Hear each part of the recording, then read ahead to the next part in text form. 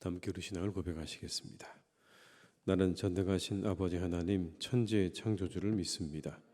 나는 그의 유일하신 아들 우리 주 예수 그리스도를 믿습니다. 그는 성령으로 잉태되어 동정녀 마리아에게서 나시고 본디오 빌라도에게 고난을 받아 십자가에 못 박혀 죽으시고 장사된 지 사흘 만에 죽은 자 가운데서 다시 살아나셨으며 하늘에 오르시어 전능하신 아버지 하나님 우편에 앉아 계시다가 거기로부터 살아있는 자와 죽은 자를 심판하러 오십니다. 나는 성령을 믿으며 거룩한 공교회와 성도의 교제와 죄를 용서받는 것과 몸의 부활과 영생을 믿습니다. 아멘. 찬송가 183장을 찾아가시겠습니다. 183장입니다.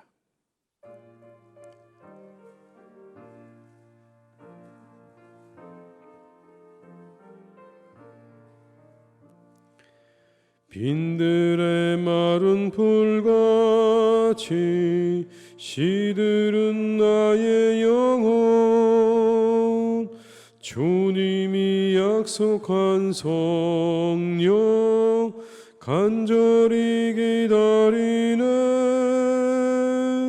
가물어 메마른 땅에 단비를 내리시듯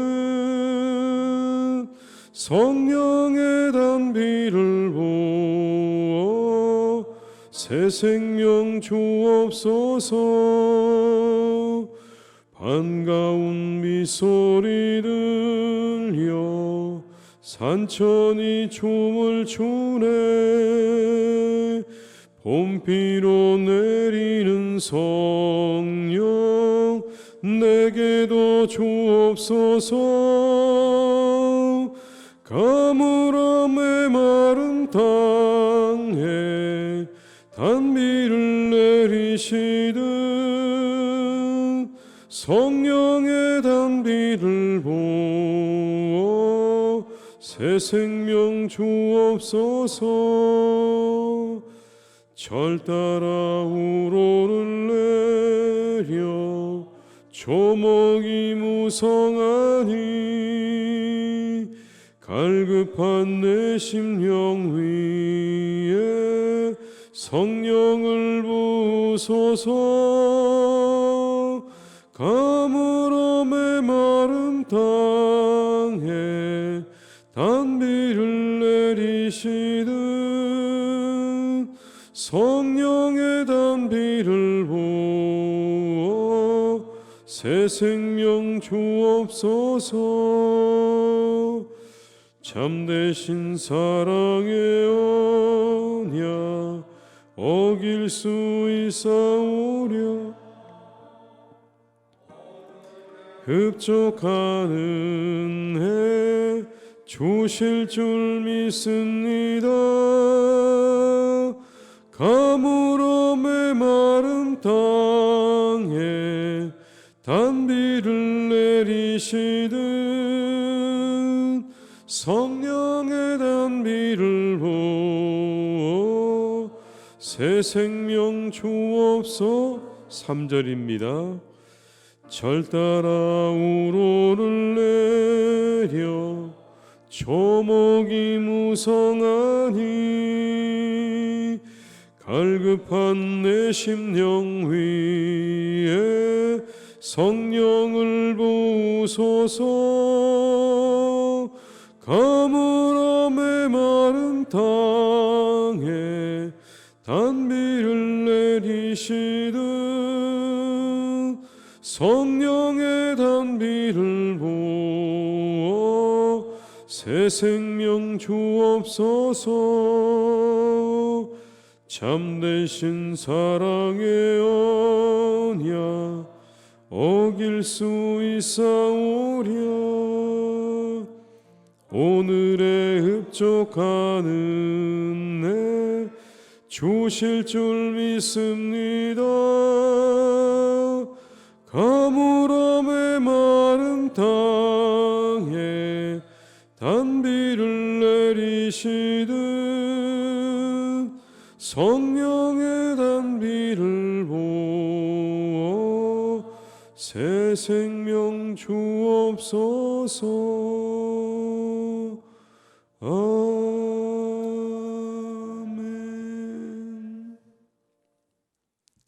이 시간 하나님께서 우리에게 주신 말씀은 호세아 4장 11절에서 19절의 말씀입니다.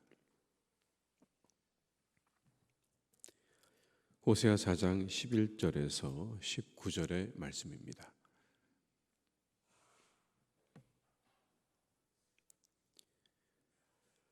호세아 4장 11절에서 19절의 말씀을 함께 봉독하시겠습니다. 음행과 묵은 포도주와 새 포도주가 마음을 빼앗느니라. 내 백성이 나무에게 묻고 그 막대기는 그들에게 고하나니 이는 그들이 음란한 마음에 미혹되어 하나님을 버리고 음행하였음이니라. 그들이 산 꼭대기에서 제사를 드리며 작은 산 위에서 분향하되 참나무와 버드나무와 상수리나무 아래에서 하니 이는 그 나무 그늘이 좋음이라. 이러므로 너희 딸들은 음행하며 너희 며느리들은 간음을 행하는도다. 너희 딸들이 음행하며 너희 며느리들이 간음하여도 내가 벌하지 아니하리니 이는 남자들도 창기와 함께 나가며 음보와 함께 희생을 드림이니라. 깨닫지 못하는 백성은 망하리라. 이스라엘아, 너는 음행하여도 유다는 죄를 범하지 못하게 할 것이라. 너희는 길갈로 가지 말며 베다웬으로 올라가지 말며 여호와의 사심을 두고 맹세하지 말지어다. 이스라엘은 완강한 암소처럼 완강하니 이제 여호와께서 어린 양을 넓은 들에서 먹임같이 그들을 먹이시겠느냐. 에브라임이 우상과 연합하였으나 버려두라. 그들이 마시기를 다하고는 이어서 음행하였으며 그들은 부끄러운 일을 좋아하느니라. 바람이 그날개로 그를 쌌나니 그들이 그 재물로 말미암아 부끄러운 일을 당하리라. 아멘. 철원에 가면 백마고지라고 하는 그런 고지가 있죠. 6.25 때 가장 치열한 전투가 있었던 그런 산입니다. 1952년 10월 6일부터 15일까지 열흘 동안 주인이 12차례나 바뀌었다고 합니다. 그러니까 얼마나 그 전투가 치열했는지를 우리가 알 수 있는 그런 곳이죠. 쏟아부은 포탄만 32만 발, 얼마나 치열했던지 마치 포탄가루를 뒤집어 쓴 백마와 같았다. 그렇게 사람들이 그 당시를 회상을 합니다. 여러분, 우리 마음도 이와 같지 않을까요? 뺏고 빼앗기는 전쟁터, 늘 좋은 것들과 또 나쁜 것들이 서로 뺏고 빼앗기는 전쟁터와 같은 것이죠. 11절에 이런 말씀이 나옵니다. 음행과 묵은 포도주와 새 포도주가 마음을 빼앗느니라. 음행과 묵은 포도주와 새 포도주가 마음을 빼앗는다. 이스라엘의 마음을 빼앗은 것들입니다. 음행과 묵은 포도주와 새 포도주, 주의해야 할 것들이죠. 우리의 마음을 언제든지 빼앗아갈 수 있는 것들입니다. 그런데 여러분, 꼭 그것뿐만 아닙니다. 또 다른 것이 있습니다. 바로 우상이죠. 우상이 하나님을 향한 이스라엘의 마음을 빼앗아갔습니다. 12절에 이렇게 기록됩니다. 내 백성이 나무에게 묻고 그 막대기는 그들에게 고하나니 이는 그들이 음란한 마음에 미혹되어 하나님을 버리고 음행하였음이니라. 하나님에게 묻지 않고 나무에게 묻는 겁니다. 막대기, 나무, 그들에게 묻고 있는 겁니다. 우상에게 묻고 있는 거죠. 그걸 이렇게 표현합니다. 하나님을 버리고 음행한 것이다. 영적 타락인 것이죠. 그런데 이 영적 타락은 곧 도덕적인 타락과 연결됩니다. 영적인 타락은 거기서 끝나지 않고 도덕적인 타락과 그대로 이어집니다. 13절의 말씀을 함께 읽겠습니다. 그들이 산 꼭대기에서 제사를 드리며 작은 산 위에서 분향하되 참나무와 버드나무와 상수리나무 아래에서 하니 이는 그 나무 그늘이 좋음이라. 이러므로 너희 딸들은 음행하며 너희 며느리들은 간음을 행하는도다. 참나무와 버드나무와 상수리나무, 잎이 무성한 나무들이죠. 이와 같이 잎이 무성한 나무는 일단은 보기가 좋습니다. 그리고 뜨거운 태양열을 가리워준다는 것 외에도 감추어준다는 그런 의미도 있는 것입니다. 그들이 행하는, 그 아래에서 행하는 그런 모든 악한 일들을 감추어준다라는 의미가 담겨 있는 것이죠. 영적인 타락은 도덕적인 타락으로 이어집니다. 영적으로 타락하면 우리 안에 빛이 어두워지는 거죠.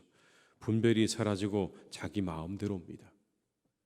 사사시대처럼 영적으로 우리가 타락하게 되면 모든 것들이 다 자기 멋대로, 자기 마음대로 하게 되는 것이죠.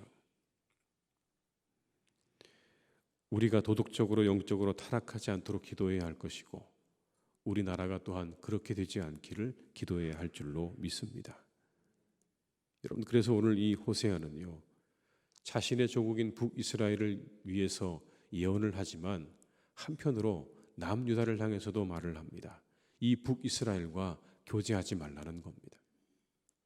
이렇게 영적으로 도덕적으로 타락한 이 북이스라엘과 너희들은 가까이 하지 마라. 우리에게로 올라오지 마라. 여러분, 15절에 이런 말씀이 나옵니다. 이스라엘아, 너는 음행하여도 유다는 죄를 범하지 못하게 할 것이라. 너희는 길갈로 가지 말며 베다웬으로 올라가지 말며 여호와의 사심을 두고 맹세하지 말지어다. 길갈로 가지 말고 베다웬으로 가지 마라. 여기 나오는 베다웬은 베델의 별명입니다. 여러분, 길갈이 어떤 곳입니까? 이스라엘 백성들이 출애굽을 하고 요단강을 건너서 가장 먼저 진친 곳이 길갈입니다. 여기서 할례를 받고 유월절을 지키면서 새 출발을 했던 바로 그 땅이죠.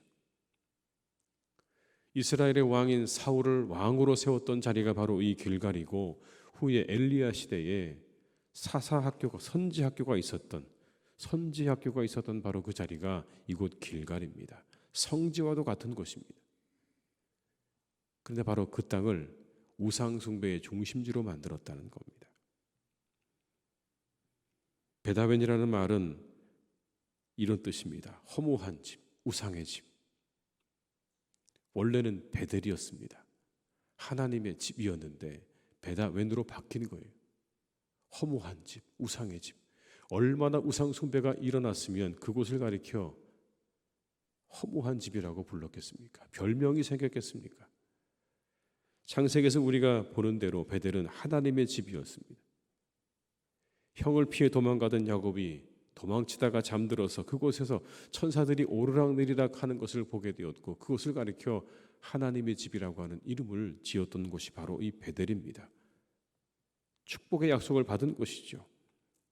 길갈과 베델 모두가 다 거룩한 땅인데 이제 이 땅들이 다 우상 숭배의 중심지가 되어버린 겁니다.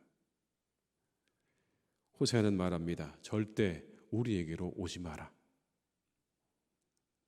이렇게 거룩한 땅마저 다 우상 숭배의 중심지가 되어진 이 북이스라엘과 너희들은 더 이상 가까이 하지 마라. 무슨 의미일까요? 너희들만이라도 잘 살아남아야 한다. 우리와 가까이 하지 않아서 너희들은 잘 살아남기를 바란다는 마음이 여기에 담겨 있는 겁니다. 그러나 결국 북이스라엘에 갔던 길로 남유다 역시도 따라갑니다. 북이스라엘은 722년에 그리고 남유다는 586년에 각각 아스루와 바벨론에게 멸망을 당하게 되죠. 결국 남유다 역시 이와 같은 죄에 대한 경각심을 갖지 못해서 북이스라엘의 죄를 답습하게 되는 것이고 하나님의 심판을 받게 되는 겁니다. 이와 같이 성도들도 죄에 대한 경각심을 갖지 않으면 하나님의 심판을 면키가 어려운 거죠. 죄에 대한 경각심을 놓치지 말아야 됩니다. 죄의 가능성은 언제나 우리에게 있는 겁니다. 늘 가까이에 있습니다. 잠시만 한눈을 팔면 늘 우리에게 다가와서 손짓합니다. 죄에 대해서는 깨어 있으셔야 합니다. 선한 것에 대해서는 의지를 가지셔야 합니다. 선한 일에 대해서는 우리가 그것을 어떻게 행할 것인가, 행해야 되겠다고 하는 의지를 가지셔야 합니다. 그러나 죄에 대해서는 깨어 있으셔야 합니다. 내게 늘 가까이 다가오고 있는 죄를 우리가 깨어서 보지 못한다면 우리 역시도 이와 같은 결과를 면키가 어렵다는 말씀이 아니겠습니까? 죄에 대해서 늘 깨어있는 우리 모두가 다 될 수 있기를 바랍니다. 이렇게 이스라엘의 역사는 저물어 가고 있습니다. 그런데 한 가지 우리가 생각해 볼 게 있습니다. 그건 바로 하나님의 구속의 역사도 이루어져 간다는 겁니다. 사람들의 눈에 보기에 이스라엘은 패망입니다. 포로로 잡혀가고 아무것도 없는 황폐한 땅만 남게 되어진 이 이스라엘, 누가 보아도 패망이죠. 끝입니다. 파국입니다. 그런데 그 가운데서도 하나님의 구원의 역사는 계속해서 진행되고 있다는 겁니다. 진행형이라는 거예요. 이스라엘을 구원하시기 위한 하나님의 계획은 차근차근 진행되고 있는 거예요. 사람들이 보는 역사와 하나님의 계획은 다릅니다. 하나님의 크고 놀라운 계획이 있는 거예요. 십자가에서 죽으신 예수님을 보면서 많은 사람들은 하나님의 구원의 계획을 알 수 없었을 겁니다. 저기서 구원을 이루신다는, 그 십자가에서 구원을 이루시겠다고 하는 하나님의 큰 뜻을 몰랐을 거예요. 상상도 못했을 겁니다. 아, 이제 끝이구나. 모든 게 끝이다. 저 십자가에서 죽었으니 모든 게 여러분 끝이 아니겠습니까? 그런데 그곳에서 인류의 구원을 이루셨습니다. 하나님의 계획은 놀랍고 신비합니다. 그리고 멈추지 않습니다. 우리가 눈으로 보는 것과 다릅니다. 이스라엘은 패망을 향해 달려가지만 하나님의 구원의 역사는 하나하나 이루어져 가고 있다는 이 사실이 우리에게 하나님을 더욱더 신뢰하도록 만들어주는 귀한 아침인 줄로 믿습니다. 그 하나님의 선하신 계획과 우리 하나님을 신뢰하며 나아가시는 이 하루가 되시기를 주님의 이름으로 축원합니다. 우리들이 보기에는 끝난 것처럼 보여도 끝이 아닙니다. 하나님의 역사는 이루어져 가고 있고 하나님의 역사는 계속 진행 중이라는 것을 기억하시면서 사랑하는 교우들 한 분 한 분이 낙심하지 않고 이 하루도 힘차게 주님 안에서 잘 살아가시는 복된 날이 되시기를 주님의 이름으로 축원합니다. 기도하시겠습니다. 아버지 하나님, 참 감사합니다. 우리를 부르셔서 주의 백성 삼아주시고 아버지 하나님, 이 새벽을 이렇게 기도로 시작할 수 있게 하신 하나님의 은혜를 감사드립니다. 아버지 하나님, 우리 모두가 주님 앞에 기도합니다. 아버지 하나님, 참으로 이스라엘의 귀하고 복된 그런 땅들이 다 우상 숭배의 중심지로 바뀐 것을 우리가 오늘 봅니다. 우리가 그렇습니다. 잠깐만 한눈을 팔면 어느새 우상이 우리에게 다가와 있고 죄가 우리에게 다가와 있는 것을 보게 됩니다. 하나님, 이것이 얼마나 우리 모두의 주변에 늘 일어나는 일인지요. 하나님, 우리와 함께 하셔서 우리가 늘 죄에 대해서 깨어 있기를 간절히 기도합니다. 죄악에 대하여 깨어 있게 하여 주시옵소서. 하나님, 그러나 선한 일에 대해서는 우리 모두가 의지를 가지고 그 일들을 하나하나 이루어가는 복된 사람들이 다 되게 하여 주시옵소서. 경계하고 깨어 있어야 하지만 우리가 이루어야 할 선에 대해서는 늘 행하고 최선을 다하고 열심을 다하는 우리 모두가 될 수 있기를 간절히 원하오니 주여 우리에게 은혜를 내려 주시옵소서. 아버지 하나님, 우리가 기도합니다. 우리 사랑하는 모든 교우들과 우리가 늘 하나님의 그 놀랍고 위대하신 뜻을 바라보며 나아갈 수 있기를 간절히 원합니다. 하나님, 오늘 이스라엘의 모든 상황은 극으로 치닫고 있습니다. 패망을 향해 달려갑니다. 그러나 하나님의 구원의 역사는 그 가운데서도 쉼없이 이루어지고 있었습니다. 우리가 이것을 봅니다. 하나님의 그 놀랍고 선하신 계획을 우리가 봅니다. 마침내 구원을 이루시고 그들을 다시 돌이키신 하나님의 놀라운 능력과 그 힘을 우리가 봅니다. 주님, 우리도 그렇게 살아가게 하시옵소서. 그 하나님의 놀랍고 신비한 계획과 섭리를 바라보며 우리가 그렇게 살아갈 수 있기를 간절히 기도합니다. 그 하나님을 의지하게 하시고 신뢰하게 하셔서 우리 모두가 아버지 하나님의 그 놀라운 역사와 뜻을 날마다 우리의 삶 가운데 경험하는 복된 주의 백성들이 다 되게 하여 주시옵소서. 아버지 하나님, 사랑하는 우리 교회를 통하여 또한 하나님께서 귀한 뜻을 이루어가고 계시는 줄 믿습니다. 아버지 하나님, 참으로 우리가 놀랍고 신비한 하나님의 역사를 우리 교회를 통해 날마다 보게 됩니다.